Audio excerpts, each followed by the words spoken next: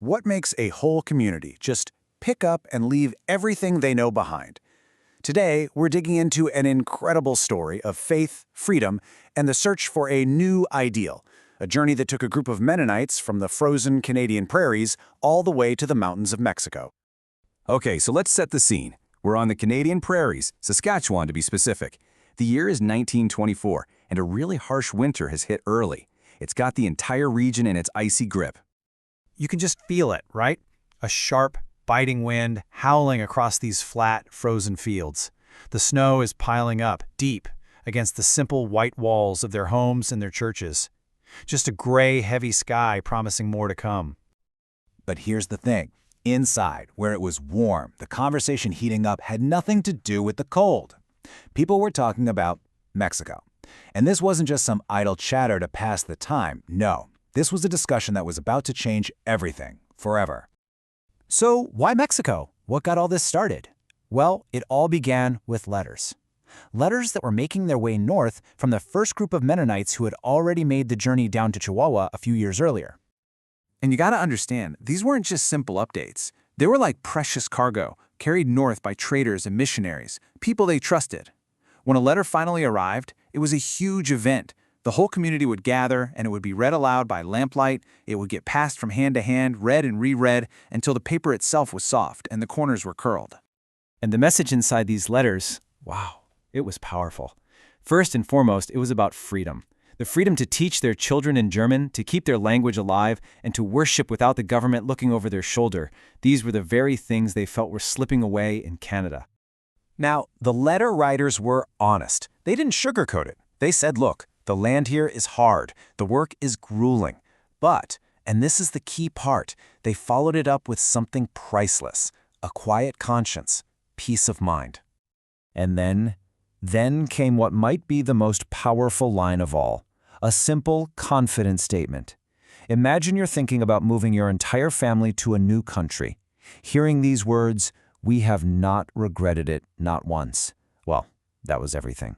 That right there sealed the deal for many. So with these letters fueling the conversation, the community gathered for a massive, critical meeting in the town of Hague. It's January 1925, and they have truly come to a crossroads. And right at the center of all of this was their leader, Bishop Johann J. Friesen. He was a man they deeply respected, and he had this way of framing the choice in front of them with a kind of simple, undeniable clarity. You can just picture him holding up one of those worn-out letters. He reminded everyone that the pressures they were feeling, especially from the Canadian government about their schools, they weren't just going to disappear. He saw the peace they had at that moment as temporary, just the calm before the next storm. And really, this slide just boils the whole thing down. The choice couldn't be clearer. On one hand, you stay in Canada and you deal with schools demanding English and inspectors showing up with threats. On the other hand, you go to Mexico, where the promise is teaching in German and worshiping without fear. It was a stark choice. Either change who you are or change where you live.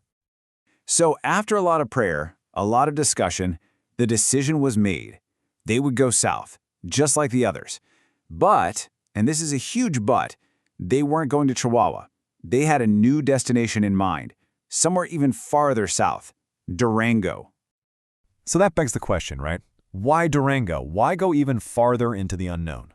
What was so special about this new place? Well, it turns out they'd done their homework. A scouting party had already gone down to check it out, and you can see what they found. Durango was different. The climate was cooler. It got more rain. Instead of dry plains, it had valleys and pine forests. For people from the northern prairies, it just felt more familiar. It reminded them of home. And then, get this. The name of the settlement the Mexican government was offering them was Nuevo Ideal, New Ideal. I mean, come on. For communities searching for the perfect place to build their ideal society, that name must have felt like a sign from above, a confirmation that they were on the right path. But something was really different about this second migration. It wasn't just a repeat of the first. This time, it was really being defined by the younger generation, who were stepping up to lead the way. Just take a look at who was making this journey. We're talking about a younger crowd. These weren't just followers tagging along. They were the new builders, the new founders. A lot of them had actually been just kids when their parents made the first big move from Russia to Canada. And now, here they were, young men and women, many with babies of their own, making a very conscious choice to build this future for themselves. All right, so the decision's made, the place is chosen, spring of 1925 rolls around, and it's time to go. Another massive journey, another train heading south. And the scenes at the train stations, they were just as emotional and familiar as you'd imagine.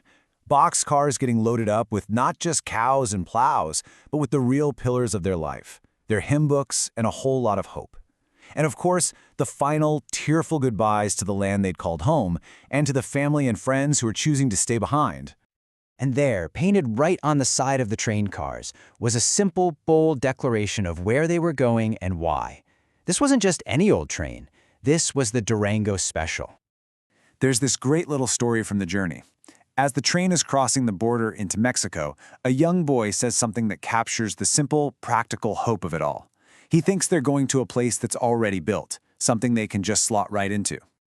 But his father's correction, wow, it just reframes the entire mission. He says, no, we're going to build again. That one little change in wording is so profound. They weren't looking for an easy, ready-made life. This whole thing was about the fundamental act of creation, of building their ideal community from the ground up, all over again. And really, that's the question this whole story leaves us with, isn't it? The story of the Durango Special isn't just about moving from one place to another. It's about conviction. It forces you to ask, what does it really take to build a new ideal? What would it take for you to leave everything behind? Not just to survive, but to build the world you believe in.